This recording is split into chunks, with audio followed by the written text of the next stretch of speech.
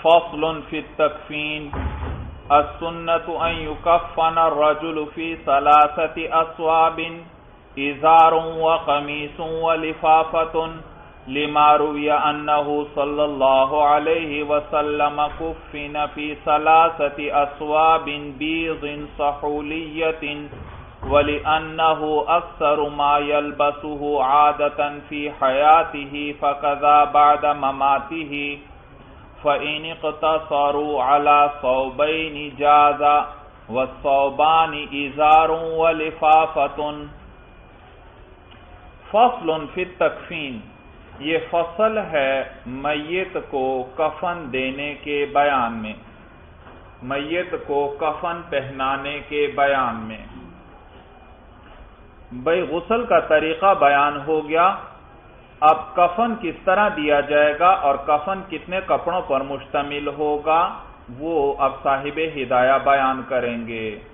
تو کہتے ہیں السنۃ ان یکفن الرجل فی ثلاثۃ اصواب، سنت یہ ہے کہ مرد کو کفن دیا جائے 3 کپڑوں میں، اور وہ 3 کپڑے کون سے ہیں وہ آگے بیان کر رہے ہیں۔ ازار و قمیص و لفافۃ، ایک ازار ہے، ایک قمیص ہے اور ایک لفافہ ہے۔ بھائی تو یہاں یہ جہاں اس طرح کا لف و نشر آئے بھائی، تو وہاں بھائی دیکھیے یہاں پر لف و نشر ہے۔ لف و نشر علم بلاغت میں آپ پڑھ چکے ہوں گے یا آگے چل کر پڑھیں گے کہ کچھ چیزیں جو ہیں ان کو اولاً اکٹھا ذکر کر دیا جائے، جیسے یہاں آیا کہ کفن دیا جائے مرد کو 3 کپڑوں میں، 3 کپڑوں میں، تو دیکھو وہ تینوں کو عدد کے ساتھ اکٹھا ذکر کر دیا۔ لف کا معنی ہوتا ہے لپیٹنا، لپیٹنا، تو دیکھو یہاں 3 چیزوں کو لپیٹ دیا گیا اس لفظ میں، ثلاثۃ اصواب میں، اور پھر آگے انہی کو کھول کر بھی بیان کر دیا کہ وہ 3 کپڑے کیا ہیں، ازار ہے، قمیص ہے اور لفافہ۔ تو یہ ثلاثۃ اصواب یہ کیا ہے، لفظ، اور ازار، قمیص اور لفافہ یہ کیا ہے، نشر، اسی کو کھول کر بیان کر دیے کہ وہ 3 کپڑے یہ والے ہیں بھائی۔ تو جہاں اس طرح کا لف و نشر آئے، ما قبل میں عدد وغیرہ کے ساتھ کوئی چیز اکٹھی ذکر ہو اور پھر آگے ان میں سے ہر ایک کو الگ الگ کھول کر بیان کر دیا جائے، تو نشر کے اندر 3 طرح اعراب پڑھنا جائز ہیں۔ لہذا یہ جو ازار، قمیص اور لفافہ آیا یہ ہے نشر، اس کے اندر تینوں اعراب جائز ہیں، رفع بھی پڑھ سکتے ہیں، نصب بھی پڑھ سکتے ہیں، جر بھی پڑھ سکتے ہیں۔ ازاروں و قمیصوں و لفافتن، دیکھو رفع پڑا، ازاروں و قمیصوں و لفافتن، دیکھو نصب پڑا، اور ازاروں و قمیصوں و لفافتن یہاں جر پڑا۔ تو 3 اعراب، لیکن اس میں 3 اعراب تب جائز ہوں گے جب ما قبل والا لفظ یعنی جو لفظ جو ہے وہ مجرور ہو۔ بھائی دیکھیے وجہ سمجھ لیجئے، پھر آپ کو پتہ لگ جائے گا کہ کہاں کتنی قسم پر اعراب جائز ہوگا۔ ازاروں و قمیصوں و لفافتن، جب رفع پڑا تو دراصل یہ خبر ہیں مبتدا کی، اور مبتدا چاہے تینوں کے لیے ایک ہی نکال لیں، وہی ازاروں و قمیصوں و لفافتن، تو ہیا مبتدا ضمیر راجع ہے ثلاثۃ اصواب کو، اور ازاروں و قمیصوں و لفافتن یہ خبر ہیں، اور خبر کیا ہوتی ہے، مرفوع ہوتی ہے، تو اس پر رفع پڑھیں گے، اور آپ چاہیں تو اس پر نصب پڑھیں۔ اس صورت میں یہ اعنی فعل کے لیے مفعول واقع ہوں گے۔ اعنی میری مراد کیا ہے، ازاروں و قمیصوں کہ مرد کو کفن دیا جائے گا 3 کپڑوں میں، اعنی ازاروں و قمیصوں و لفافتن، تو یہ مفعول ہونے کی بنا پر منصوب ہوں گے، اور کس فعل کے لیے، اعنی، یعنی، اور اس کا کیا ترجمہ ہے، میری مراد یہ ہے۔ اور چاہیں تو اس پر جر پڑھیں بھائی، اور اس جر کی صورت میں یہ بدل ہیں ثلاثتی اسواب سے، اور آپ نے پڑھا ہے مبدل منہ اور بدل کا اعراب ایک ہوتا ہے، تو ثلاثتی اسواب یہ ہے مجرور کیونکہ اس پر فی داخل ہے، تو آگے جو بدل ہے ازار و قمیص و لفافت اس پر بھی کیا پڑھیں گے؟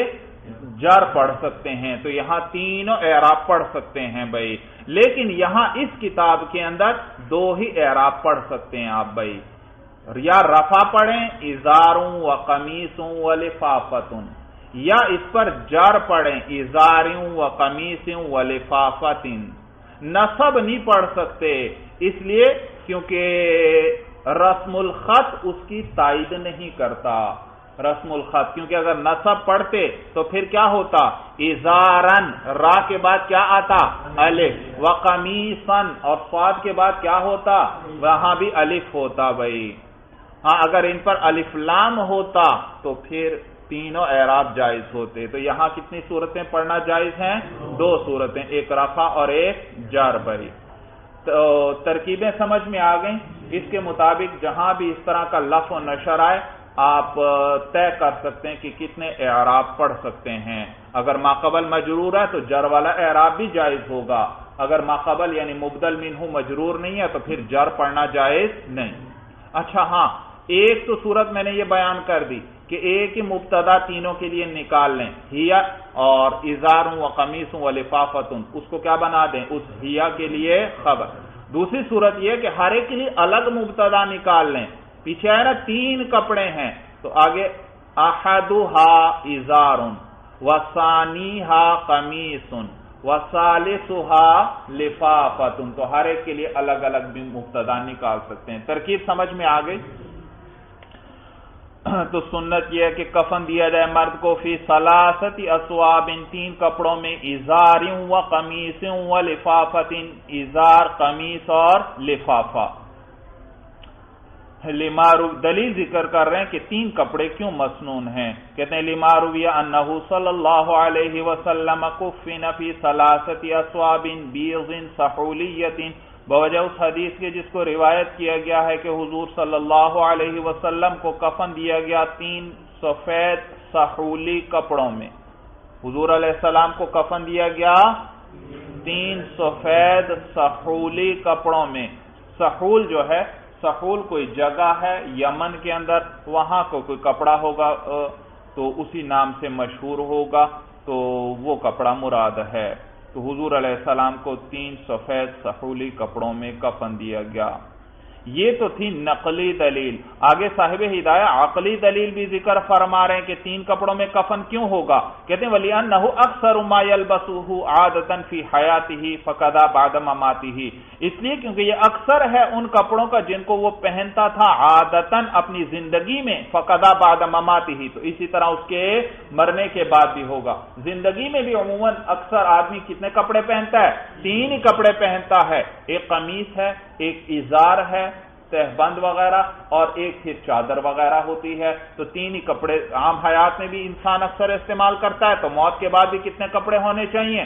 تین ہی مسنون ہونے چاہیے بھائی۔ یہ عقلی دلیل آ گئی، اور اس میں پھر یاد رکھیے تفصیل میں بیان کر دیتا ہوں یہیں پر تھوڑی سی، ازار قمیص اور لفافہ کی۔ ازار جو ہے، ازار یہ ایک کپڑا ہے، آگے صاحب ہدایہ بھی بیان کریں گے بھائی۔ ازار جو ہے یہ کپڑا ہے جو سر سے لے کر قدموں تک، یعنی سر کو بھی ڈھانپ لے اور قدموں کو بھی ڈھانپ لے، اتنا لمبا ہونا چاہیے بھائی، لمبا ہونا چاہیے، اور چوڑائی اتنی ہو کہ اس میں میت کو لپیٹ سکیں، یعنی دائیں طرف سے بھی بائیں طرف سے لپیٹ دیا اور پھر دائیں طرف سے لپیٹ دیا تو میت کو اس میں لپیٹا جا سکے، اتنی چوڑائی ہونی چاہیے، اور لمبائی کتنی ہو کہ سر اور قدم اس میں چھپ جائیں بھائی۔ اور قمیص جو ہے، قمیص یاد رکھیے یہ گردن سے لے کر قدموں تک جتنا میت کا قد ہے، کہاں سے کہاں تک؟ گردن سے لے کر قدموں تک، اس سے دگنی ہوگی بھائی، دگنی ہوگی کہ مثلا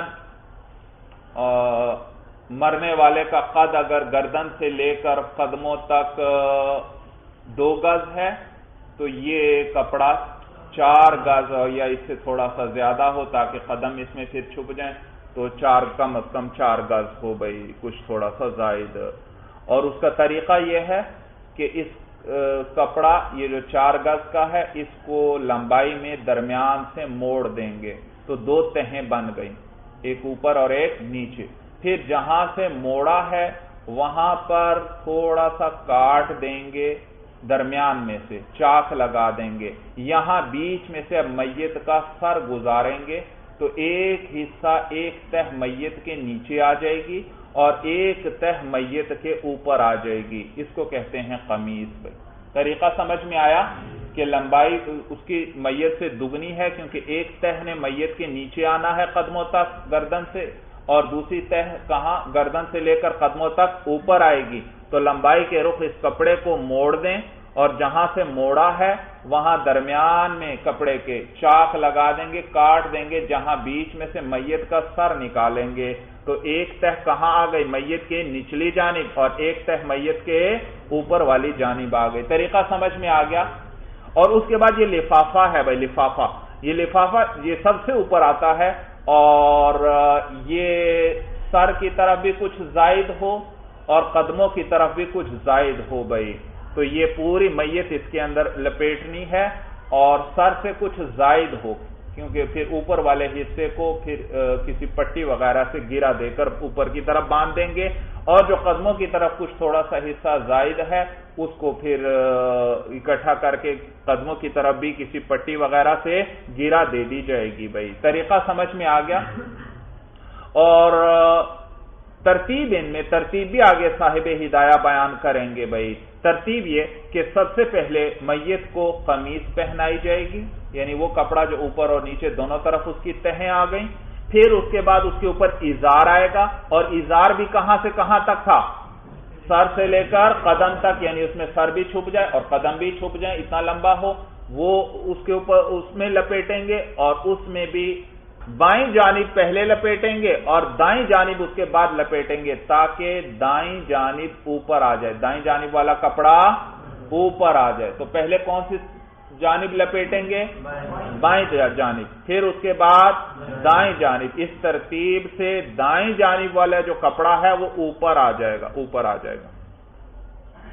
تو اس میں لپیٹ دیں گے۔ پھر اس کے بعد سب سے اوپر جو ہے وہ لفافہ آئے گا، اور اس میں بھی اسی طریقے سے پہلے بائیں جانب کو لپیٹ دیں گے اور پھر دائیں جانب کو لپیٹ دیں گے، اور اوپر سر کی اوپر کی طرف جو حصہ زائد ہے اس کو اکٹھا کر لپیٹ کر اس کو گرا دے دیں گے تاکہ کھلے نہ کفن، اور قدموں کی طرف بھی اسی طرح اس کو پٹی وغیرہ ساتھ اس کو باندھ دیں گے، اور اگر ضرورت ہو تو درمیان میں بھی کوئی پٹی وغیرہ باندھی جا سکتی ہے تاکہ کفن کھل نہ جائے بھائی۔ ترتیب سمجھ میں آ گئی۔ یہ تھا مرد کا کفن بھائی۔ اب دیکھیے بھائی کتاب پر کہتے ہیں فَإِنِ اقْتَصَرُوا عَلَى ثَوْبَيْنِ جَازَ، اگر اکتفا کر لیا ان لوگوں نے عَلَى ثَوْبَيْنِ 2 کپڑوں پر، جَازَ تو یہ بھی جائز۔ مسنون تو 3 کپڑے ہیں لیکن اگر 2 پر بھی اکتفا کر لیا جائے تو یہ جائز ہے بھائی۔ وہ 2 کپڑے کون سے ہوں گے وہ بھی آگے ذکر کر رہے ہیں۔ وَالثَّوْبَانِ إِزَارٌ وَلِفَافَةٌ، اور وہ 2 کپڑے ازار اور لفافہ ہیں، یعنی ان پر بھی اگر اکتفا کر لیں، قمیص نہیں ہے تو بھی جائز ہے بھائی۔ الثوبان ازار ولفافۃ، یہاں وہ 3 اعراب نہ جاری کرنا، الثوبانی ہے مبتدا اور ازار ولفافۃ اس کی خبر ہے، تو یہاں 3 اعراب نہیں بلکہ یہاں رفع ہی پڑیں گے، یہ خبر ہیں۔ وہ 2 کپڑے جو ہیں ازار ولفافۃ، ازار اور لفافہ ہیں۔ وہذا کفن الکفایۃ، یاد رکھیے کفن 3 قسم پر ہے بھائی۔ کفن ایک کفن سنت ہے بھائی، ایک کفن کفایت ہے، اور ایک کفن ضرورت ہے بھائی۔ ایک کفن سنت ہے مسنون کفن، اور وہ 3 کپڑوں پر مشتمل ہوتا ہے جیسے ابھی بیان ہوا۔ ایک کفن کفایت ہے یعنی جس پر اکتفا کر لیا جائے، وہ یہ 2 کپڑے ہیں ازار اور لفافہ۔ اور ایک کفن ضرورت ہے یعنی وہ ضرورت کی وجہ سے مجبوری کی صورت میں اگر 2 کپڑے بھی نہیں ہیں تو پھر ایک کپڑے کے اندر بھی کفن دینا جائز ہے، ویسے ایک کپڑے میں کفن دینا درست نہیں ہے بھائی، ویسے نہیں۔ تو کہتے ہیں وہذا کفن الکفایتی، اور یہ کفن کفایت ہے، لقول ابی بکر صدیق رضی اللہ تعالی عنہ، بوجہ ابو بکر صدیق رضی اللہ تعالی عنہ کے قول کے آپ نے فرمایا اغسلوا ثوبی ہذین وکفنونی فیہما، اغسلوا تم لوگ دھو ثوبی ہذین میرے ان 2 کپڑوں کو۔ حضرت ابوبکر صدیق رضی اللہ تعالیٰ عنہ آخری ایام میں جب بیمار تھے تو جو 2 کپڑے پہنے ہوئے تھے انہی کے طرف اشارہ کرتے ہوئے فرمانے لگے کہ انہی میرے 2 کپڑوں کو دھو لینا اور اسی میں مجھے کفنا دینا، یہی مجھے بطور کفن کے دے دینا۔ حضرت عائشہ صدیقہ رضی اللہ تعالیٰ عنہ فرمانے لگیں کیا آپ کے لیے ہم نئے کپڑے نہ خریدیں؟ تو فرمانے لگے نہیں، نئے کپڑے مردوں کے بجائے زندہ زیادہ اس کا ضرورت مند ہے۔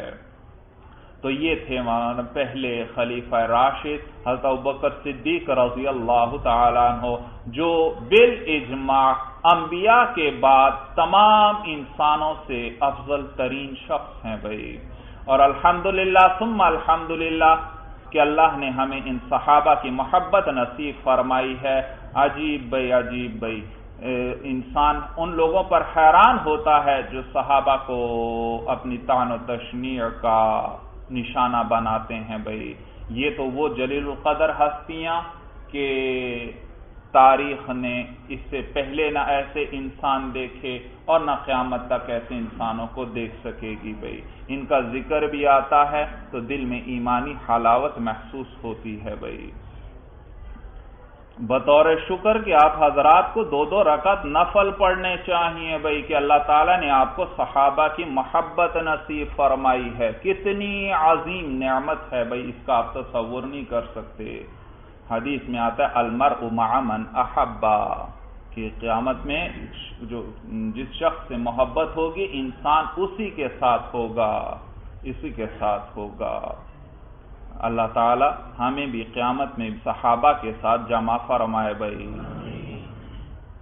حضرت ابوبکر صدیق فرمانے لگے اغسلوا ثوبی ہذین وکفنونی فیہما، کہ میرے ان 2 کپڑوں کو تم دھو لینا اور اسی میں مجھے کفن دے دینا۔ وَلِأَنَّهُ آگے عقلی دلیل بھی ذکر کر رہے ہیں نقلی کے بعد بھائی، لِأَنَّهُ أَدْنَى لِبَاسِ الْأَحْيَاءِ، کیونکہ یہ جو ہے 2 کپڑے یہ زندوں کا کم تر لباس ہے۔ زندہ شخص بھی کم سے کم کتنے کپڑے پہنتا ہے؟ 2 کپڑے پہنتا ہے، ایک اوپر پہنے گا اور ایک ازار تہبند کے طور پر۔ والازار، اب وہ بتلا رہے ہیں صاحب ہدایہ کہ ازار وغیرہ کتنا ہونا چاہیے، کہتے ہیں والازار من القرن الى القدم، اور ازار جو ہے قرن کہتے ہیں سر کو، سر کا اوپر والا جو حصہ ہے، تو ازار جو ہے سر کے اوپر والے حصے سے یعنی سر کی چوٹی سے لے کر الى القدم قدموں تک ہوگا۔ واللفافۃ کذالک، اور لفافہ بھی اسی طرح ہوگا۔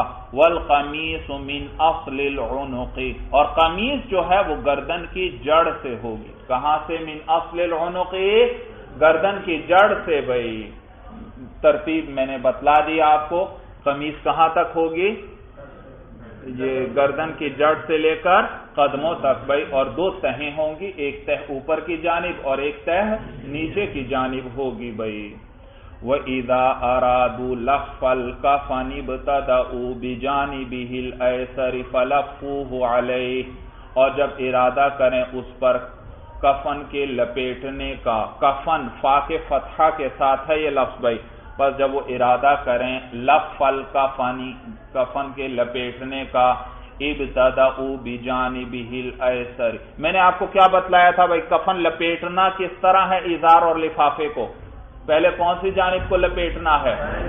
بائیں جانب کو، اور پھر دائیں جانب کو، تاکہ دائیں جانب اوپر آ جائے، یہی بیان کر رہے ہیں۔ اور جب ارادہ کریں اس پر کفن کے لپیٹنے کا ابتدأوا بجانبہ الایسری، تو اس کی بائیں جانب سے شروع کریں، فلفوہ علیہ، تو اس کو اس پر لپیٹ دیں، ثم بالایمن، پھر دائیں جانب کو، کما فی حال الحیاتی، جیسے کہ زندگی میں تھا طریقہ بھائی۔ زندگی میں بھی انسان اسی طرح چادر وغیرہ اوڑھتا ہے کہ پہلے بایاں کنارہ ہوتا ہے اور اس کے اوپر دایاں کنارہ ڈالتا ہے بھائی۔ وَبَسْطُهُ، اور تفصیل اس کی یہ ہے، اب تفصیل بیان کرنے لگے ہیں۔ تو بسط کا کیا معنی؟ تفصیل۔ وَبَسْطُهُ، اور تفصیل اس کی یہ ہے کہ أَن تُبْسَطَ اللِّفَافَةُ أَوَّلًا۔ اچھا بھائی، سب سے پہلے کیا پہنانا ہے؟ تو میت کو یہ پہنانے ہیں کفن، تو سب سے پہلے وہ کپڑا بچھائیں گے جو سب سے اوپر آئے گا، یعنی لفافہ بچھا دیں گے۔ پھر اس کے بعد لفافے کے نیچے کیا آتا تھا؟ ازار۔ اس کے بعد اس لفافے کے اوپر ازار والا کپڑا بچھا دیں گے۔ پھر اس کے بعد سب سے اندر کون سا کپڑا تھا؟ قمیص۔ قمیص کو بچھا دیں گے، جو نیچے والا حصہ ہے اس کو ان پر بچھا دیں گے، اور جس حصے نے اوپر آنا ہے وہ سر کی طرف رکھیں گے لپیٹ کر بھائی۔ پھر میت کو اس کے اوپر رکھیں گے، ان کفنوں کے اوپر یہ جو 3 تہیں بچھی ہوئی ہیں، اور سب سے پہلے قمیص کے اندر جو چاک لگا ہوا تھا وہاں سے اس کا سر گزاریں گے، اور وہ جو حصہ لپیٹ کر سر کی طرف رکھا تھا اب اس کو میت کے اوپر لے آئیں گے۔ تو یہ قمیص ہو گئی پوری میت کے اوپر، اور اس کے نیچے کیا بچھایا تھا؟ ازار۔ اب اس کے بعد ازار کا بائیں جانب اس پر لپیٹ دیں گے، اور پھر دائیں جانب، اس سے نیچے کیا تھا؟ لفافہ تھا۔ اب لفافہ سب سے اوپر آ جائے گا تو اس کی بھی پہلے بائیں جانب لپیٹ دیں گے اور پھر دائیں جانب۔ طریقہ سمجھ میں آیا؟ یہی بیان کر رہے ہیں۔ کہتے ہیں وَبَسْطُهُ، اور تفصیل اس کی یہ ہے کہ أَن تُبْسَطَ اللِّفَافَةُ أَوَّلًا، کہ بچھایا جائے لفافے کو پہلے، ثُمَّ يُبْسَطُ عَلَيْهَا الْإِزَارُ، پھر اس پر ازار کو بچھا دیا جائے، ثُمَّ يُقَمَّسُ الْمَيِّتُ، پھر قمیص پہنا دی جائے میت کو، وَيُوزَعُ عَلَى الْإِزَارِ، اور اس کو کس پر رکھا جائے؟ میت کو قمیص پہنا کر کس پر رکھ دیا جائے؟ ازار پر۔ ثم يعطف الازار من قبل اليسار، پھر لپیٹ دیا جائے ازار کو بائیں جانب سے، ثم من قبل الیمین، پھر دائیں جانب سے، ثم اللفافۃ كذلك، پھر لفافہ اسی طرح، یعنی پہلے بائیں جانب سے لپیٹا جائے اور پھر دائیں جانب سے۔ وَإِنْ خَافُوا أَنْ يَنْتَشِرَ الْكَفَنُ عَنْهُ عَقَدُوهُ بِخِرْقَةٍ صِيَانَةً عَنِ الْكَشْفِ۔ وَإِنْ خَافُوا، اور اگر ان کو لوگوں کو یہ خوف ہو، أَنْ يَنْتَشِرَ الْكَفَنُ عَنْهُ، کہ کفن اس میت سے کھل جائے گا، یعنی یہ خوف ہو کہ کہیں کھل نہ جائے، تو عَقَدُوهُ، تو اس کو باندھ دیں، بِخِرْقَةٍ، کسی کپڑے سے، یعنی کہ کسی پٹی وغیرہ سے، صیانتاً عن الکشف، کھلنے سے بچانے کے لیے، تو درمیان سے کسی پٹی وغیرہ سے بھی باندھ دیا جائے۔ وَتُكَفَّنُ الْمَرْأَةُ فِي خَمْسَةِ أَثْوَابٍ، اب عورت کے کفن کی تفصیل آ رہی ہے بھائی۔ یاد رکھیے عورت جو ہے اس کو 5 کپڑوں میں کفن دیا جائے گا، یہ ہے کفن سنت۔ مسنون کیا ہے؟ کتنے کپڑے ہوں؟ 5 کپڑے ہوں بھائی۔ 3 تو یہی کپڑے ہیں، ازار، قمیص اور لفافہ۔ ہاں، قمیص کو یہاں یہ درعن کہیں گے۔ کیا کہیں گے؟ درعن، دال را عین، یہ متن میں ہی آ رہا ہے، اس کو درعن کہیں گے، اس لیے کیونکہ عربی زبان میں عورت کی قمیص کے لیے درعن کا لفظ استعمال ہوتا ہے، تو ہے یہ وہی قمیص تھی بھائی، درعن۔ تو ایک قمیص، ایک ازار اور ایک لفافہ، اور 2 کپڑے زائد ہوں گے عورت کے کفن میں۔ ایک ہے خمار، خمار دوپٹہ یعنی اوڑھنی، ایک یہ کپڑا زائد ہوگا، اور ایک جو ہے وہ خرقہ، ایک کپڑے کا ٹکڑا جس کے ساتھ اس کی چھاتی کو باندھا جائے گا، اور وہ سینہ بند بھائی، سینہ بند۔ تو اس کے کتنے کپڑے ہو گئے؟ 5 کپڑے ہو گئے بھائی۔ جی دیکھیے اب کتاب پر کہتے ہیں وَتُكَفَّنُ الْمَرْأَةُ فِي خَمْسَةِ أَثْوَابٍ، اور کفن دیا جائے گا عورت کو 5 کپڑوں میں۔ جی درع و ازار و خمار و لفافت و خرقت تربت فوق ثدییھا. درع و ازار و خمار، یہ میں کون سا اعراب پڑھ رہا ہوں؟ رفع. دیکھیے پھر وہی لف و نشر والی صورت ہے. اور کیا پڑھ سکتا ہوں یہاں؟ جر بھی پڑھ سکتا ہوں. درع و ازار و خمار و لفافت و خرقت.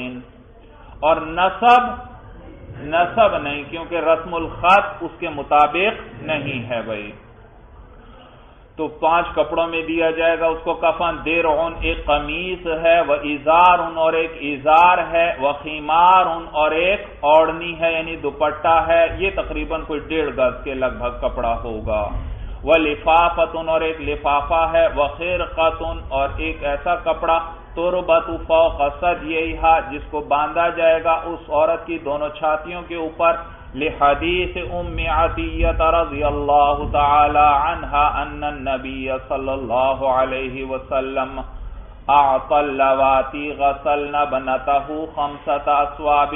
بوجہ ام عطیہ رضی اللہ تعالی عنہا کی حدیث کی وجہ سے کہ حضور علیہ السلام نے عطا فرمایا، حضور علیہ السلام نے عطا فرمایا اللواتی وہ عورتیں جو ہیں غسلن بنتہ جو غسل دے رہی تھیں آپ کی بیٹی کو 5 اثواب. کتنے کپڑے عطا فرمائے؟ 5 کا. تو اس حدیث میں آیا کہ حضور علیہ السلام نے ان عورتوں کو جو آپ کی بیٹی جو زینب جن کا انتقال ہو گیا تھا ان کو جو غسل دے رہی تھیں جو عورتیں، ان کو آپ نے 5 کپڑے عطا فرمائے کہ یہ اس کو ان کپڑوں میں کفن دے دو. وَلِأَنَّهَا آگے عقلی دلیل بھی ذکر فرما رہے ہیں ان 5 کپڑوں کی. کہتے ہیں وَلِأَنَّهَا تَخْرُجُ فِيهَا حَالَةَ الْحَيَاةِ فَقَضَى بَعْدَ الْمَمَاتِ. اس لیے کیونکہ وہ عورت زندگی کی حالت میں ان 5 کپڑوں میں نکلتی تھی تو موت کے بعد بھی اسی طرح ہوگا، یہ 5 کپڑے دیے جائیں گے. ثُمَّ هَذَا بَيَانُ كَفَنِ السُّنَّةِ پھر یہ جو ہے کفن سنت کا بیان ہے. یہ کس کا بیان تھا؟ کفن سنت کا بیان تھا. وَإِنِ اقْتَصَرُوا عَلَى 3 اثواب جَازَ اور اگر ان لوگوں نے اکتفا کر لیا 3 کپڑوں پر تو یہ بھی جائز ہے. 3 کپڑے کون کون سے؟ کہتے ہیں وہی ثوبانی یہ 2 کپڑے ہیں یعنی وہ جو اوپر گزرے ازار اور لفافہ یہ وہ 2 کپڑے ہیں. وَخِمَارٌ اور اوڑھنی ہے دوپٹہ ہے. وہ کفن الکفایتی اور یہ کفن کفایت ہے عورت میں یعنی اس پر بھی اکتفا کرنا جائز ہے. وَيُكْرَهُ أَقَلُّ مِنْ ذَلِكَ اور اس سے کم کپڑے دینا مکروہ ہے یعنی عورت کو 3 کپڑوں سے کم دینا مکروہ ہے. وَفِي الرَّجُلِ يُكْرَهُ الْاقْتِصَارُ عَلَى ثَوْبٍ وَاحِدٍ اور مرد کے اندر ایک کپڑے پر اکتفا کرنا مکروہ ہے. الا فی حالت ضرورت مگر ضرورت کی حالت میں. ضرورت میں تو پھر جب کپڑا اور کوئی ہے ہی نہیں تو پھر جس طرح کا بھی کفن میسر ہو سکے دینا جائز ہے.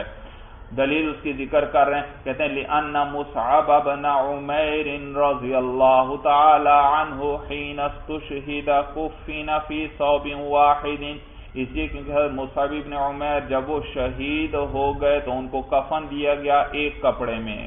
حضرت مصعب بن عمیر رضی اللہ تعالیٰ عنہ یہ غزوہ احد میں شہید ہو گئے تھے اور صحابہ حضور علیہ السلام کے پاس اور عرض کرنے لگے کہ یا رسول اللہ کہ مصعب بن عمیر کو کہ کفن کا ہم کیا کریں، وہ ایک ہی چادر ہی ہے ان کی اور اس چادر میں ہم ان کے سر کو ڈھانپتے ہیں تو قدم ننگے ہو جاتے ہیں اور قدموں کو ڈھانپتے ہیں تو سر ننگا ہو جاتا ہے، اب ہم کیا کریں؟ تو حضور علیہ السلام فرمانے لگے کہ سر کو ڈھانپ دو اور قدموں پر اذخر گھاس ہے وہ گھاس ڈال دو. چنانچہ ایسا ہی کیا گیا تو ان کو ایک ہی کپڑے میں دفنایا گیا اور یہ کس وجہ سے تھا؟ ضرورت اور مجبوری کی وجہ سے تھا. تو یہ کفن ضرورت ہے اور ضرورت کے موقع پر یہ جائز ہے. وَهَذَا کفن الضرورتی اور یہ کفن ضرورت ہے بھائی. وَتُلْبَسُ الْمَرْأَةُ الدِّرْعَ أَوَّلًا ثُمَّ يُجْعَلُ شَعْرُهَا ظَفِيرَتَيْنِ اب عورت کو کفن کیسے پہنایا جائے گا، یہ 5 کپڑے کس ترتیب سے ہوں گے، وہ بیان کرنے لگے ہیں بھائی دیکھیے، مرد میں سب سے پہلے کیا پہناتے تھے اسے، قمیص، اس کے بعد کیا آتا تھا، ازار، اور اس کے بعد سب سے اوپر لفافہ آتا تھا۔ یہاں اب 2 کپڑے اور آ گئے، ایک تو وہ اوڑھنی آ گئی، وہ اوڑھنی کہاں آئے گی، یاد رکھیے وہ قمیص کے بعد دوسرے نمبر پر اب آئے گی بھائی اوڑھنی۔ قمیص عورت کو پہنا دی، اور اس عورت کے جو بال ہیں ان کے کہتے ہیں مینڈیاں بنا کر، 2 چوٹیاں بنا کر اس کے سینے پر دائیں بائیں ڈال دیں گے بھائی بال جو ہیں، اور پھر اس کو یہ اوڑھنی، سر پر یہ دوپٹہ پہنایا جائے گا اوڑھنی، اور میں نے بتایا کوئی 1.5 گز کے لگ بھگ کپڑا ہو، اور پھر اس کو انہی بالوں پر اوپر ڈال دیا جائے گا بھائی، دائیں طرف بھی ایک کنارہ دائیں طرف سینے پر آ جائے گا اور دوسرا بائیں طرف آ جائے گا، اور پھر اس کے بعد ازار آئے گا۔ کیا آئے گا، ازار اسی طرح اپنے مقام پر آیا۔ پھر اس کے بعد وہ جو سینہ بند تھا وہ آئے گا، اور وہ کتنا کپڑا ہو، تو علماء لکھتے ہیں کہ وہ سینے سے لے کر ناف تک ہو گئی، سینے سے لے کر ناف تک ہو، لیکن افضل یہ ہے کہ سینے سے لے کر گھٹنوں تک ہو گئی۔ افضل کیا ہے، سینے سے لے کر گھٹنوں تک ہونا چاہیے، تو پھر اس ازار کے اوپر یہ آ جائے گا یہ کپڑا بھائی۔ طریقہ سمجھ میں آ رہا ہے؟ اور اگر اس کو ازار سے پہلے کر دیا تو بھی جائز ہے بھائی، ازار سے پہلے اور پھر اس کے اوپر ازار کر دیا یہ بھی جائز ہے بھائی، اور پھر اس کے اوپر کیا آئے گا، لفافہ آئے گا، اور اگر یہ جو کپڑا جو سینے سے لے کر گھٹنوں تک ہے اگر یہ سب سے اوپر کر دیں، لفافے سے بھی اوپر کر دیں تو بھی جائز ہے بھائی۔ ترتیب سمجھ میں آ گئی بھائی؟ تو کہتے ہیں وَتُلْبَسُ الْمَرْأَةُ الدِّرْعَ اولاً، پہنائی جائے گی عورت کو قمیص سب سے پہلے، ثُمَّ يُجْعَلُ شَعْرُهَا ظَفِيرَتَيْنِ عَلَى صَدْرِهَا، پھر کر دیا جائے گا اس کے بالوں کو 2 مینڈیاں بنا کر، عَلَى صَدْرِهَا، اس کے سینے پر 2 مینڈیاں، ایک دائیں طرف سینے پر اور ایک بائیں طرف، فَوْقَ الدِّرْعِ، کس کے اوپر، قمیص کے اوپر یہ 2 مینڈیاں آ جائیں گی، ثُمَّ الْخِمَارُ فَوْقَ ذَلِكَ، پھر اوڑھنی جو ہے وہ اس کے اوپر ہوگی، ثُمَّ الْإِزَارُ تَحْتَ اللِّفَافَةِ، پھر ازار ہوگا تحت اللِّفَافَةِ، کس کے نیچے، لفافہ کے نیچے بھائی، لفافہ کے نیچے۔ تو صاحب ہدایہ نے وہ خرقے کا ذکر نہیں فرمایا بھائی، خرقے کا، اور میں نے تفصیل آپ کے سامنے بیان کر دی بھائی۔ قال وتجمر الاکفان قبل ان يدرج فيها الميت وترا، صاحب قدوری فرماتے ہیں وتجمر الاکفان، اور دھونی دی جائے گی، یعنی خوشبودار دھواں دیا جائے گا کفنوں کو، قبل ان يدرج فيها المیت، قبل اس کے کہ اس میں میت کو لپیٹا جائے، وترن طاق مرتبہ، بھائی جیسے وہ تختہ جس پر میت کو غسل دیتے تھے اس کو پہلے طاق مرتبہ خوشبودار دھواں دیا جاتا تھا، اسی طرح یہ مسنون ہے کہ یہ جو کفن پہنایا جائے میت کو، اس کو پہلے خوشبودار دھواں دیا جائے تاکہ خوشبودار کچھ ہو جائے، اور یہ خوشبودار دھواں یعنی یہ جو دھونی ہے یہ طاق مرتبہ ہونی چاہیے، 3 دفعہ یا 5 مرتبہ یا 7 مرتبہ، یہ معنی ہے وَتُجْمَرُ الْأَكْفَانُ قَبْلَ أَن يُدْرَجَ فِيهَا الْمَيِّتُ وِتْرًا، اور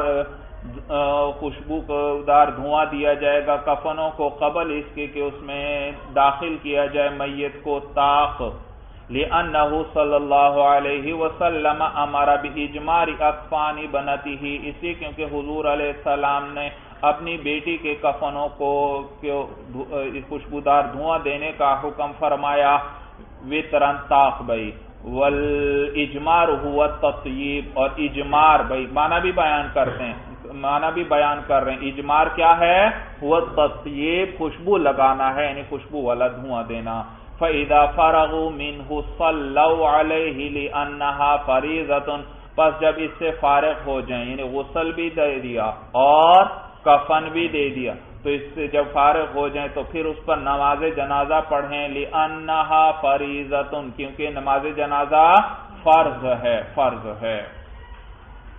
فصل فی الصلاة علی المیت، یہ فصل ہے میت پر نماز کے بیان میں۔ اب صاحب ہدایہ اس میں نماز جنازہ کا طریقہ بتلائیں گے اور یہ بھی بتلائیں گے کہ زیادہ لائق کون ہے، زیادہ حقدار کون ہے نماز جنازہ پڑھانے کا۔ یہاں یاد رکھیے بھائی ایک دو باتیں ہیں۔ نماز جنازہ میں آپ نے پڑھا ہے کہ 4 تکبیرات ہیں اور یہ 4 تکبیرات 4 رکعتوں کے قائم مقام ہیں، تو ہر تکبیر 1 رکعت کے قائم مقام ہے۔ ہر تکبیر کیا ہے؟ 1 رکعت کے قائم مقام ہے۔ اور سب سے ضروری بات جو ہمیشہ یاد بھی رکھنا اور دوسروں کو بھی بتانا، کیونکہ اکثر لوگوں کو اس کا علم نہیں، کہ نماز جنازہ میں 2 چیزیں فرض ہیں، ایک یہ تکبیرات اور ایک قیام، بھائی کھڑے ہونا۔ قیام بھی نماز جنازہ میں فرض اور تکبیرات بھی فرض ہیں، لہذا اگر ایک بھی تکبیر رہ گئی کسی کی تو اس کی نماز جنازہ فاسد ہوئی، جو اس نے نماز جنازہ پڑھی وہ ہوئی ہی نہیں، بھائی ہوئی نہیں۔ تو 4 تکبیرات کیا ہیں؟ فرض ہیں بھائی، فرض ہیں۔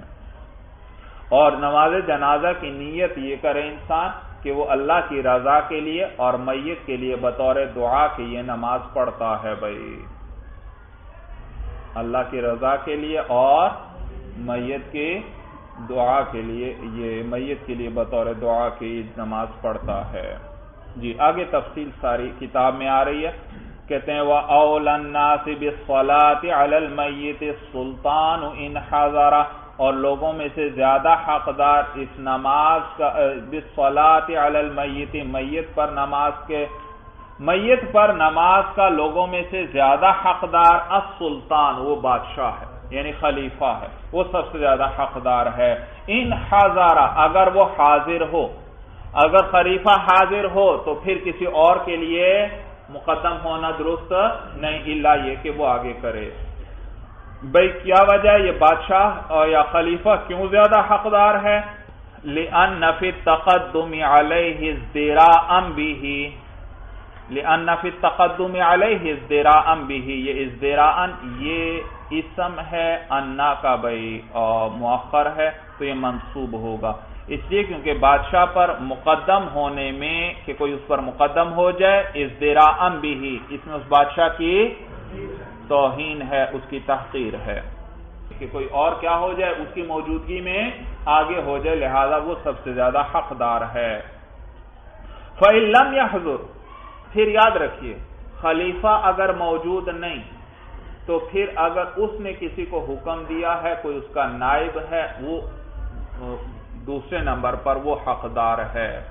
اگر نائب بھی کوئی نہیں، پھر جو اس شہر کا حاکم ہے خلیفہ کی طرف سے جو مقرر ہے وہ زیادہ حقدار ہے نماز جنازہ کا۔ اور اگر وہ بھی نہیں تو پھر اگر اس شہر کا قاضی موجود ہے تو وہ زیادہ حقدار ہے، حتیٰ کہ ان افراد کو میت کا جو ولی ہے اس پر بھی یہ مقدم ہیں، یہ سارے ولی پر بھی کیا ہیں؟ مقدم ہیں بھائی۔ ترتیب سمجھ میں آ گئی؟ کہتے ہیں فَإِن لَمْ يَحْضُرْ فَالْقَاضِي، اگر وہ خلیفہ یا بادشاہ حاضر نہ ہو تو قاضی حقدار ہے، لِأَنَّهُ صَاحِبُ وِلَایَةٍ، کیونکہ وہ صاحب ولایت ہے، قاضی کو سب پر ولایت حاصل ہے، سب پر اس کا حکم نافذ ہوتا ہے تو وہ زیادہ حقدار ہے۔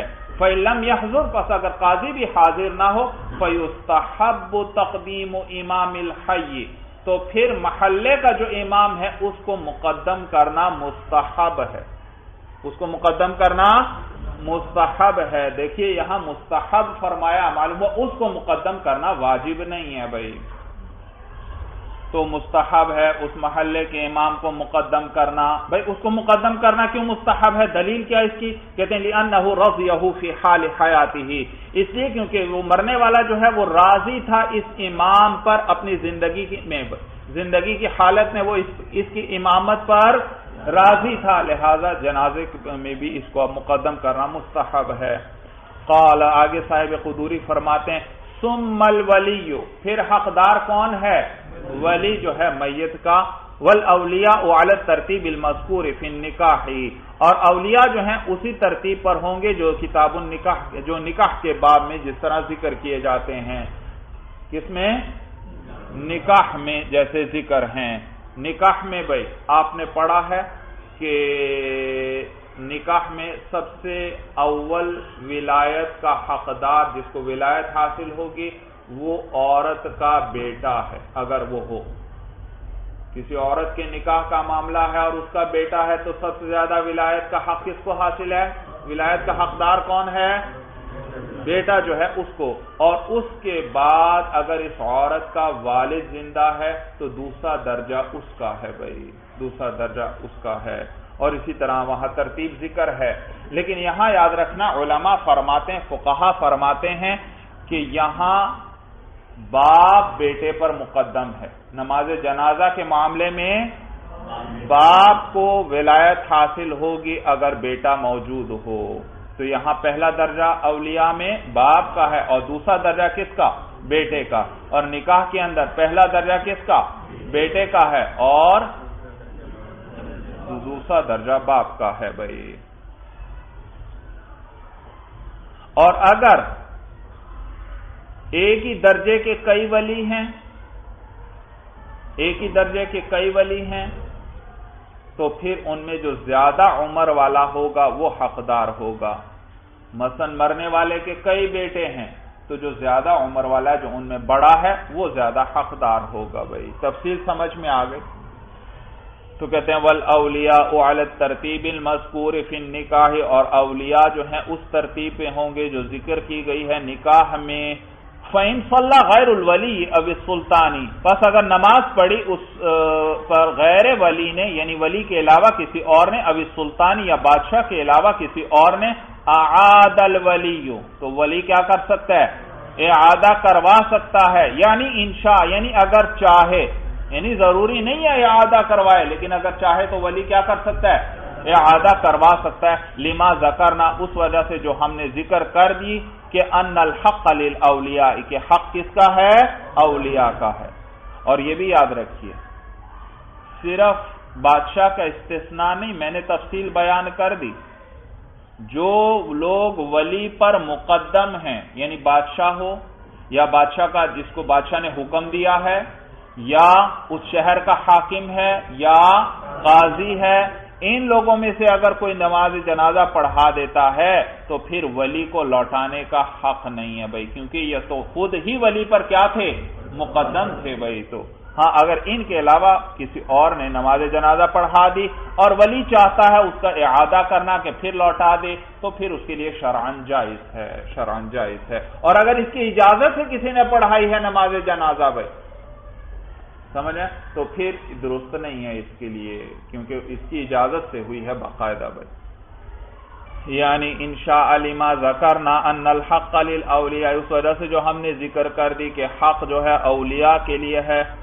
وَإِن صَلَّى الْوَلِيُّ لَمْ يَجُزْ لِأَحَدٍ أَن يُصَلِّيَ بَعْدَهُ، اور اگر ولی نے پڑھ لی نماز، لم یجوز لأحد، تو کسی ایک کے لیے بھی جائز نہیں ہے، ان یصلی بعدہ، کہ اس کے بعد پھر وہ نماز جنازہ پڑھے۔ جب ولی نے نماز جنازہ پڑھ لی تو پھر اس کے بعد کسی کو نماز جنازہ لوٹانے کی اجازت نہیں۔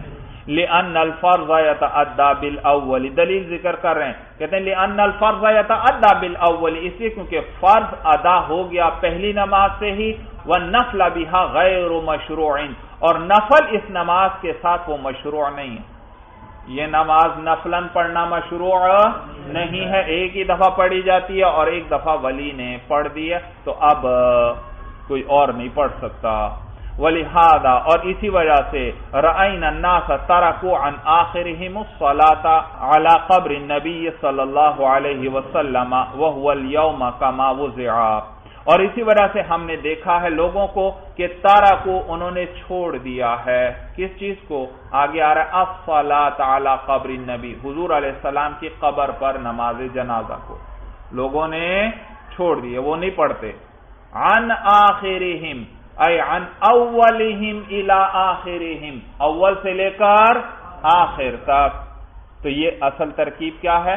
عن اولہم الى آخرہم، عن کیا ہے؟ حرف جر ہے، اولہم مجرور، اور پھر آگے کیا ہے؟ الى حرف جر اور آخرہم مجرور، تو اول میں سے مجرور کو اڑا دیا، یعنی اولہم مجرور کو اڑا دیا، اور ثانی میں سے حرف جر الا کو اڑا دیا بھائی، تو یہ اسی طرح عربی میں استعمال کرتے ہیں بھائی۔ تو اس لیے ہم نے دیکھا ہے کہ ان لوگوں نے جو ہے اول سے آخر تک، یعنی تمام لوگ مراد ہیں، تمام لوگوں نے چھوڑ دیا ہے حضور علیہ السلام کی قبر مبارک پر نماز پڑھنے کو، وَهُوَ الْيَوْمَ كَمَا وُضِعَ، اور حضور علیہ السلام آج بھی اسی طرح ہے جیسے کہ آپ کو رکھا گیا تھا، یعنی جیسے یعنی کہ معنی یہ ہے کہ حضور علیہ السلام کا جسم مبارک قبر میں آج بھی اسی طرح محفوظ ہے جس طرح آپ کو رکھا گیا تھا، اس لیے کیونکہ زمین جو ہے اس پر حرام کر دیا گیا ہے کہ وہ انبیاء کے اجسام کو کھائے بھائی، تو حضور علیہ السلام آج بھی قبر میں اسی طرح ہیں۔ اور آپ پڑھ چکے، میں نے شروع میں بتلایا تھا کہ جب تک میت قبر میں گل نہ جائے اس کی قبر پر نماز جنازہ کا پڑھنا جائز ہے، اگر جنازہ نہ پڑھا گیا ہو بھائی، جنازہ نہ پڑھا گیا ہو، اور حضور علیہ السلام تو کا جسم مبارک تو اسی طرح محفوظ ہے بھائی، آپ اسی طرح ہیں قبر میں، تو اگر نماز جنازہ ایک سے زیادہ مرتبہ جائز ہوتی تو ہر نئے آنے والے لوگ کیا کرتے؟ حضور علیہ السلام کی قبر پر نماز جنازہ پڑھتے بھائی، لیکن ہم نے دیکھا کوئی بھی اس طرح نہیں کرتا، بڑے بڑے فقہا، بڑے بڑے محدثین، فقہا، علماء سب گزرے ہیں، لیکن کسی نے اس طرح نہیں کیا، معلوم ہوا کہ نماز جنازہ ایک ہی دفعہ ہوگی اور پھر اس کے بعد نہیں ہوگی بھائی۔ دلیل سمجھ میں آ گئی؟ یہ معنی وَلِهَذَا رَأَيْنَا النَّاسَ تَرَكُوا عَنْ آخِرِهِمُ الصَّلَاةَ عَلَى قَبْرِ النَّبِيِّ صلی اللہ علیہ وسلم وَهُوَ الْيَوْمَ كَمَا وُضِعَ، اور اسی وجہ سے ہم نے دیکھا ہے لوگوں کو کہ انہوں نے چھوڑ دیا، ان سب نے چھوڑ دیا ہے نماز جنازہ کو علی قبر النبی، حضور علیہ السلام کی قبر پر، وَهُوَ الْيَوْمَ كَمَا وُضِعَ، اور حضور علیہ السلام آج بھی اسی طرح جیسے کہ آپ کو رکھا گیا تھا۔ وَإِن دُفِنَ الْمَيِّتُ وَلَمْ يُصَلَّ عَلَيْهِ صُلِّيَ عَلَى قَبْرِهِ، اور اگر میت کو دفن کر دیا جائے اور اس کی وَلَمْ يُصَلَّ عَلَيْهِ، اس حال میں کہ اس پر نماز جنازہ نہیں پڑھی گئی، بغیر نماز جنازہ کی اگر کسی میت کو دفن کر دیا گیا تو صُلِّيَ عَلَى قَبْرِهِ، تو پھر نماز پڑھی جائے گی اس کی قبر پر۔ دلیل اس کی کیا ہے کہ قبر پر نماز پڑھی جائے گی؟ کہتے ہیں لِأَنَّ النَّبِيَّ صلی اللہ علیہ وسلم صَلَّى عَلَى قَبْرِ امْرَأَةٍ مِّنَ الْأَنصَارِ، اس لیے کیونکہ حضور علیہ السلام نے ایک انصاری عورت کی قبر پر نماز پڑھی، نماز جنازہ پڑھی بھائی۔ حضور علیہ السلام ایک قبر پہ سے گزرے، نئی قبر تھی، پوچھا تو صحابہ نے بتلایا کہ فلاں ایک انصاری عورت تھی، وہ اس کا انتقال ہوا تھا، اسے ہم نے دفنا دیا، تو حضور علیہ السلام فرمانے لگے کہ تم نے مجھے اطلاع کیوں نہیں دی کہ ان کا انتقال ہوا ہے؟ تو فرمانے لگے کہ رات کا وقت ہے، ہم نے کہا یہ نہ ہو آپ کو کوئی تکلیف وغیرہ پہنچے، تو اس لیے ہم نے خود ہی نماز پڑھ کر اس کو دفنا دیا۔ تو حضور علیہ السلام فرمانے لگے کہ تم نے مجھے کیوں اطلاع نہیں دی، میری نماز میت کے لیے رحمت ہے بھائی۔ پھر آپ چنانچہ تشریف لائے اور قبر پر، اور صحابہ نے آپ کے پیچھے صفیں بنائیں اور آپ نے وہاں ان پر نماز پڑھی، قبر پر ہی بھائی۔ تو مسئلہ سمجھ میں آ گیا بھائی؟ اگر کسی پر نماز جنازہ نہ پڑھی گئی ہو تو پھر جب تک میت قبر میں گل نہیں گئی، ٹکڑے نہیں ہو گئی، اس وقت تک اس پر نماز جنازہ پڑھنا جائز ہے۔ آگے یہی ذکر فرما رہے ہیں وَيُصَلَّى عَلَيْهِ قَبْلَ أَن يَتَفَسَّخَ، اور اس پر نماز پڑھی جائے گی قبل اس کے گل جانے کے۔ تفسخ کا معنی ہے گل جانا، کسی چیز کا ٹکڑے ٹکڑے ہو جانا۔ اچھا بھائی، اب پتہ کیسے چلے گا کہ میت قبر میں گل گئی ہوگی یا ابھی نہیں گلی ہوگی؟ تو وہ بھی بیان کر رہے ہیں، کہتے ہیں وَالْمُعْتَبَرُ فِي مَعْرِفَةِ ذَلِكَ اکبر الرأی، اور معتبر جو ہے اس کے پہچاننے میں وہ غالب رائے ہے، بڑی رائے ہے۔ یعنی غالب رائے اگر یہ ہو کہ میت ابھی تک صحیح سلامت ہوگی، گلی نہیں ہوگی، ختم نہیں ہوئی ہوگی، تو پھر کیا کر سکتے ہیں؟ اس پر نماز۔ اور اگر غالب گمان یہ ہو، غالب رائے یہ ہو لوگوں کی کہ اب گل گئی ہوگی، تو پھر نہ پڑھیں بھائی۔ تو یہ معنی ہے والمعتبر فی معرفت ذالک اکبر الرأی، اور معتبر جو ہے اس کے جاننے میں وہ غالب رائے ہے، بڑی رائے ہے، یعنی غالب رائے ہے۔ هو صحیح، یہی قول صحیح ہے بھائی، لاختلاف الحال والزمان والمکان، بوجہ حالت کے اور زمانے کے اور جگہ کے مختلف ہونے کی وجہ سے۔ بھائی اس بارے میں امام ابو یوسف رحمہ اللہ فرماتے ہیں 3 دن تک پڑھ سکتے ہیں، 3 دن تک، لیکن صاحب ہدایہ فرما رہے ہیں کہ دنوں کا اعتبار نہیں کیا جائے گا، بلکہ غالب گمان اور غالب رائے کو دیکھا جائے گا، اور یہی قول صحیح ہے۔ اس وجہ سے کیونکہ احوال بھی مختلف ہوتے ہیں، زمانہ بھی مختلف ہوتا ہے، جگہیں بھی مختلف ہوتی ہیں، حالت بھی مختلف ہوتی ہے۔ ایک آدمی ہے وہ موٹا ہے اور ایک آدمی دبلا پتلا ہے، تو جو موٹا ہوگا اس کا بدن جلدی گل جائے گا، اور جو دبلا پتلا ہوگا اس کا جسم اتنی جلدی نہیں گلے گا۔ اور اسی طرح بھائی زمانہ بھی مختلف ہوتا ہے، کبھی سردی کے ایام ہوتے ہیں، کبھی گرمی کے ایام ہوتے ہیں، اور تو سردی کے اندر میت دیر تک محفوظ رہتی ہے اور گرمی میں اتنی دیر تک محفوظ نہیں رہتی۔ اسی طرح جگہ بھی مختلف ہوتی ہے بھائی، کوئی علاقہ ٹھنڈا ہے، کوئی گرم ہے، کہیں کی زمین جو ہے وہ سخت ہے، کہیں کی نرم ہے، کہیں کی زمین جو ہے اس میں کچھ نمی وغیرہ ہوگی، کچھ ایسی جگہ ہوگی جہاں کی زمین بالکل خشک ہوگی، تو لازمی بات ہے جہاں کچھ نمی وغیرہ ہوگی وہاں میت جلدی خراب ہوگی، اور جو جگہ خشک ہوگی وہاں ذرا اسے وقت اس کی بنسبت زیادہ لگے گا۔ تو صحیح قول یہی ہے کہ اس میں غالب رائے کا اعتبار کیا جائے گا۔ یہ معنی ہوا صحیح، یہی قول صحیح ہے، الاختلاف الحال والزمان والمکان والصلاۃ۔ اب نماز کا طریقہ بیان کر رہے ہیں صاحب ہدایہ، کہتے ہیں والصلاۃ، اور نماز جو ہے اس کا طریقہ یہ ہے ان یکبر تکبیرۃ، کہ نماز پڑھنے والا ایک تکبیر کہے، یحمد اللہ عقیبہا، اور اس تکبیر کے بعد اللہ کی حمد بیان کرے، وہی حمد بیان کر دے، یعنی وہی نماز میں جو ثناء جیسے پڑھی جاتی ہے وہی پڑھ لی جائے بھائی، سبحانک اللہم بحمدک وتبارک اسمک وتعالی جدک ولا الہ غیرک۔ اگر یہ پڑھ لے یہ بھی کافی ہے، اور اگر بیچ میں وہ ایک لفظ جسے علماء نے ذکر فرمایا، کتابوں میں آپ کو یہ مل جائے گا، وجل ثناؤک، تو سبحانک اللہم و بحمدک تبارک اسمک و تعالی جدک وجل ثناؤک ولا الہ غیرک، تو یہ لفظ بھی اگر ملا لیں اچھی بات ہے، اگر صرف وہی پڑھ لیں تو بھی کافی ہے۔ تو یہ کب پڑھا جائے گا؟ پہلی تکبیر کے بعد، ثم یکبر تکبیرۃ، پھر اس کے بعد وہ نماز پڑھنے والا تکبیر کہے، وَيُصَلِّ عَلَى النَّبِيِّ صلی اللہ علیہ وسلم، اور حضور علیہ السلام پر درود پڑھے، دوسری تکبیر کے بعد حضور علیہ السلام پر درود پڑھے، اور افضل یہ ہے کہ وہی نماز والا درود پڑھے جو آخر میں ہم تشہد کے اندر پڑھتے ہیں۔ ثم یکبر تکبیرۃ، بھائی دیکھ رہے ہیں آپ بھائی عبارت کے اندر یکبر کے بعد تکبیرتن مفعول مطلق ذکر کرتے جا رہے ہیں، ہر جگہ پر اشارہ کرتے جا رہے ہیں یہ تکبیر فرض ہے۔ کیا کر رہے ہیں؟ کس چیز کی طرف اشارہ ہے؟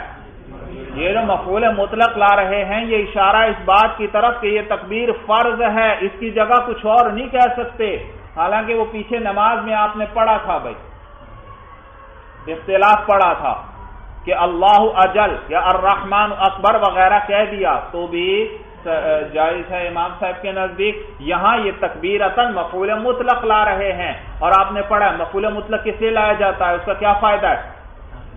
ایک فائدہ اس کا یہ ہے کہ وہ مجاز کے احتمال کو ختم کر دیتا ہے۔ کیا کرتا ہے؟ ضربت زیدن ضربن، اگر میں صرف یہ کہتا ضربت زیدن، میں نے زید کی پٹائی کی، تو سننے والا اس کا ذہن اس طرف جا سکتا تھا کہ وہ یہ سمجھے کہ نہیں بھائی زید تو بڑا آدمی ہے، اس کی پٹائی نہیں کی ہوگی، ہاں اس کو ڈانٹ دیا ہوگا اور اچھی طرح ڈانٹ دیا ہوگا، اور بڑا آدمی ہے اور اس کو کوئی اتنی ہمت کر لے کہ اس کو ڈانٹ بھی دے، یہ اس کے لیے کس کی طرح ہے؟ پٹائی ہی کی طرح ہے، تو اس کو کس سے تعبیر کر دیا؟ پٹائی سے تعبیر کر دیا، تو اس میں مجاز کا احتمال بھی تھا۔ لیکن جب میں آگے کہہ دوں گا ضربت زیدن ضربن، تو اب یہ ضربن نے کیا کیا؟ مجاز کے احتمال کو ختم کر دیا۔ اب معلوم ہوا ضرب سے ضرب یعنی پٹائی ہی مراد ہے، ڈانٹنا وغیرہ مجازی معنی مراد نہیں۔ تو یہاں پر بھی یکبر کا معنی کہ کوئی اور سبحان اللہ یا الحمدللہ وغیرہ یا اس طرح کا لفظ کہہ دیا جائے تو وہ بھی جائز ہوگا، لیکن آگے تکبیرتاً کہہ کر بتلا دیا نہیں بھائی تکبیر سے تکبیر ہی یہاں پر مراد ہے، تکبیر ہی کہنا پڑے گی، تو مجاز کے استعمال کو ختم کر دیا بھائی۔ بات سمجھ میں آگے؟ وَيُصَلِّ عَلَى النَّبِيِّ صلی اللہ علیہ وسلم، حضور علیہ السلام پر درود پڑھے، ثُمَّ يُكَبِّرُ تَكْبِيرَةً، پھر اس کے بعد ایک تکبیر کہے، يَدْعُو فِيهَا لِنَفْسِهِ وَلِلْمَيِّتِ وَلِلْمُسْلِمِينَ، اور دعا کرے اس میں اپنے لیے اور میت کے لیے اور مسلمانوں کے لیے۔ دعا کرے اس میں کیا کرے؟ اپنے لیے بھی اور میت کے لیے بھی اور مسلمانوں کے لیے بھی، وہ دعا جو ہم پڑھتے ہیں تو یہ دعا پڑھے بھائی، اللہم اغفر لحینا ومیتنا وشاہدنا وغائبنا وصغیرنا وکبیرنا وذکرنا وانثانا، اللہم من احییتہ منا فاحیہ علی الاسلام ومن توفیتہ منا فتوفہ علی الایمان۔ سمجھ میں آیا بھائی؟ یہ دعا پڑھے، اور اسی طرح اور بھی دعائیں آتی ہیں تو جو بھی دعا پڑھ لی جائے بھائی، اور اس میں اپنے لیے بھی دعا ہے، مرنے والے کے لیے بھی دعا ہے، اور تمام مسلمانوں کے لیے بھی دعا ہے بھائی۔ اور نیز صاحب ہدایہ نے ایک اور فائدہ بھی بتلا دیا، دعا کا طریقہ بھی آپ کو سکھلا دیا۔ دعا کا طریقہ یاد رکھو، جب بھی انسان دعا کرے سب سے پہلے اپنے لیے دعا کرے، پھر کسی دوسرے کے لیے، اور پھر تمام مسلمانوں کے لیے دعا کرے بھائی۔ تو دعا کا یہ طریقہ یہ نہیں کہ پہلے دوسرے کے لیے کریں بعد میں اپنے لیے، بلکہ پہلے انسان اپنے لیے دعا کرے پھر دوسرے کے لیے دعا کرے بھائی۔ اسی لیے کہا یدعو فیہا لنفسہ وللمیت وللمسلمین۔ تو دیکھیے حالانکہ موت کا موقع ہے، اس شخص کو دفن کیا جا رہا ہے، لیکن پھر بھی یہاں کیا کرے؟ پہلے اپنے لیے دعا کرے بھائی۔ ثم یکبر الرابعۃ، پھر اس کے بعد چوتھی تکبیر کہے، ویسلم، اور سلام پھیر دے، لأنہ صلی اللہ علیہ وسلم کبر اربعا فی آخر صلاۃ صلاھا فنسخت ما قبلہا۔ اس دلیل ذکر کر رہے ہیں 4 تکبیرات کیوں کہے گا؟ کہتے ہیں اس لیے کیونکہ حضور علیہ السلام نے 4 تکبیرات کہیں فی آخر صلاۃ صلاھا، اس آخری نماز میں جو آپ نے پڑھی، یعنی آخری نماز جنازہ جو پڑھی آپ نے اس میں 4 تکبیرات کہیں، فنسخت ما قبلہا، تو اس نے ما قبل کی نماز کو منسوخ کر دیا، یعنی اس سے ما قبل میں اگر زائد تکبیرات کا بھی ذکر آتا ہے تو وہ اس آخری طریقہ حضور علیہ السلام کا یہ ہے، معلوم ہوا اس نے یہ صلاۃ کیا بن گئی؟ ناسخ بن گئی پہلی نمازوں کے لیے، یعنی پہلے طریقے کے لیے۔ دلیل سمجھ میں آ گئی؟ اور یہ بھی یاد رکھیے نماز جنازہ کے اندر جماعت شرط نہیں ہے بھائی، لہذا اگر ایک آدمی بھی نماز جنازہ پڑھ دے گا تو فرض ادا ہو گیا بھائی، فرض ادا ہو گیا۔ اور پھر اس میں صفیں بناتے ہوئے یاد رکھیے، صفیں بناتے ہوئے کہ طاق صفیں ہونی چاہیے بھائی، طاق صفیں جفت نہیں ہونی چاہیے۔ حتیٰ کہ علماء فرماتے ہیں کہ اگر صرف 7 آدمی ہو جنازہ پڑھنے والے تو بھی وہ 3 صفیں بنا لیں، سب سے آگے امام ہو جائے، اس سے پیچھے جو پہلی صف ہے اس میں 3 آدمی کھڑے ہو جائیں، اس سے پچھلی صف میں 2 آدمی کھڑے ہو جائیں، اور آخری صف میں 1 آدمی کھڑا ہو جائے، تو طاق صفیں ہونی چاہیے بھائی، 3 صفیں بنا لے، 3 صفیں بنا لینی چاہیے۔ اور اگر زیادہ انسان ہو تو بھی صفیں بنائیں تو طاق تعداد ہونی چاہیے بھائی، یعنی 7 یا 9 یا 11 وغیرہ بھائی۔ تو یہ 4 تکبیرات نماز جنازہ کے اندر فرض ہیں، جبکہ باقی دعائیں وغیرہ یاد رکھیے وہ مسنون ہیں۔ تو اگر کسی کی یہ تکبیر رہ گئی تو اس کی نماز جنازہ ہی صحیح نہ ہوئی، اور اگر کسی کو کوئی دعا نہیں آتی لیکن آ کر وہ کھڑا ہو جاتا ہے اور یہ 4 تکبیرات کہہ لیتا ہے تو اس نے جو نماز جنازہ پڑھی وہ ادا ہو گئی بھائی۔ اور امام اس میں البتہ اونچی آواز سے تکبیر کہتا ہے اور مقتدی بھی کہے گا لیکن آہستہ آواز سے، تو اس کا خصوصاً خیال رکھیں، نماز جنازہ پڑھتے ہوئے تکبیر زبان سے واضح طور پر ادا کریں، کیونکہ اگر یہ رہ گئی تو پھر تو جو آپ نے نماز پڑھی وہ ہوئی ہی نہیں بھائی۔ چلیے بس بھائی، ھذا ھو المرام، اللہ اعلم بحقیقت الکلام۔